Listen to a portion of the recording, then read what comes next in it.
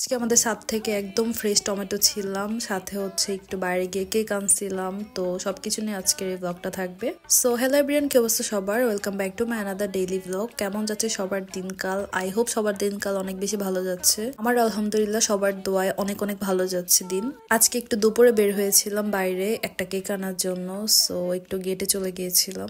আজকে ভাবতেছি কোপার্স থেকে একটা কেক নিব, বাট কোপার্সের কেক আমার কাছে তেমন একটা ভালো লাগে না। আমি জানি না কেন, কজ ওদের বেশিরভাগ ফ্লেভার গুলো এতটা তিতা হয়, মানে সবগুলা কফি ফ্লেভার ইউজ করে থাকে। ওদের কেক যদিও অনেক সফট আর সবার কাছে অনেকটা ভালো লাগে, আমার টেস্ট বাটের সাথে আসলে কেন জানি যায় না। যাই হোক, ওইখান থেকে একটা কেক নিলাম, ওর বাসায় এসে লাঞ্চ করলাম। আর আজকেও লাঞ্চে এরকম প্ল্যাটকা খিচুড়ি ছিল, সো ওইটা দিয়ে আজকে লাঞ্চটা করলাম। লাঞ্চ করে একটু রেস্ট নিলাম। দেন আব্বু বলতেছিল গাছ থেকে টমেটো ছিঁড়বে, তো আমার এর আগের বার যখন ছিঁড়া হয়েছিল তখন যাওয়া হয় নাই, তাই আজকে আমিও ভাবলাম যে আজকে আমি গিয়ে গাছ থেকে একদম তরতাজা টমেটো গুলাকে ছিঁড়ে নিয়ে আসি। আর আমাদের ছাদে টমেটোর বাগান হয়ে গেছে, তো এরকম মানে টমেটোর বাগান থেকে টমেটো ছিঁড়া কখনো হয় নাই। যেগুলো একদম পেকে গেছে বা হালকা পেকে গেছে ওগুলাকে আমরা ছিঁড়তেছিলাম। আর কয়েকটা দেখলাম যে একদম লাল হয়ে গেছে, ওগুলা দেখতে এত সুন্দর লাগতেছিল।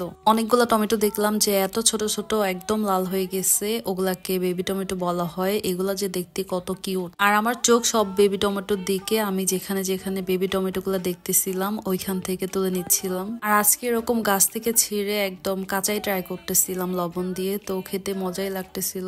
আর এই যে আজকে আমরা এতগুলো টমেটো ছিঁড়লাম গাছ থেকে, আর এগুলা হচ্ছে আমাদের লাস্ট কয়েকদিনের ফাইনাল টমেটো। এগুলো আগে ছেঁড়া হয়েছিল, তো তোমরা সবাই মাশাআল্লাহ বলবা আমাদের বাগানে এতগুলো টমেটো হয়েছে। যেগুলো অনেক বেশি পেকে গেছে ওগুলাকে আমরা ডিভাইড করে রাখতেছিলাম। বাসার মধ্যে যেহেতু এত টমেটো, সো আমার ইচ্ছে করলে একটু টমেটো দিয়ে চাটনি খাওয়ার জন্য, চাটনি না অ্যাকচুয়ালি ভর্তা যেটাকে বলে সেটা। সো আমি একদম ঝটপট করে ভর্তা বানানোর জন্য চলে গেলাম। আমি কখনো ভর্তা বানাই নাই টমেটোর, সবসময় মাই বানাইতো। তো আজকে একটু ইউটিউব থেকে দেখে নিচ্ছিলাম যে কিভাবে বানাতে হয়। ফার্স্টে আমি কিছু শুকনো মরিচ আর রসুন ভেজে নিয়েছিলাম, এরপর টমেটো গুলাকে মাঝখান থেকে জাস্ট একটু কেটে নিয়েছিলাম।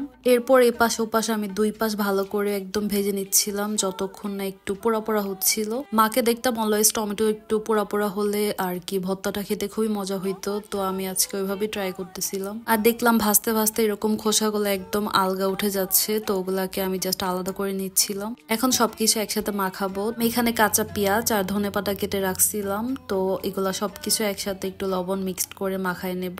আর আমি গরম গরমে যেহেতু অ্যাপ্লাই করতেছিলাম এই জন্য হাত দিয়ে ধরা যাচ্ছিল না, তাই আমি একটা কাঁচা চামচের সাহায্যে টমেটো গুলাকে একটু ম্যাশ করে নিচ্ছিলাম। হালকা একটু ঠান্ডা হওয়ার পর আমি সবকিছু ভালো মতো মাখায় নিচ্ছিলাম। আর এইটা দিয়ে আজকে ডিনার করব। ও সাথে একটু হালকা সরিষার তেলও ইউজ করছিলাম, তো খেতে ভালোই লাগছিল মোটামুটি। এন্ড ডিনার শেষ করে আমার জামাইয়ের জন্য একটু ডেজার্ট নিয়ে আসলাম, যেটা আজকে আনছিলাম।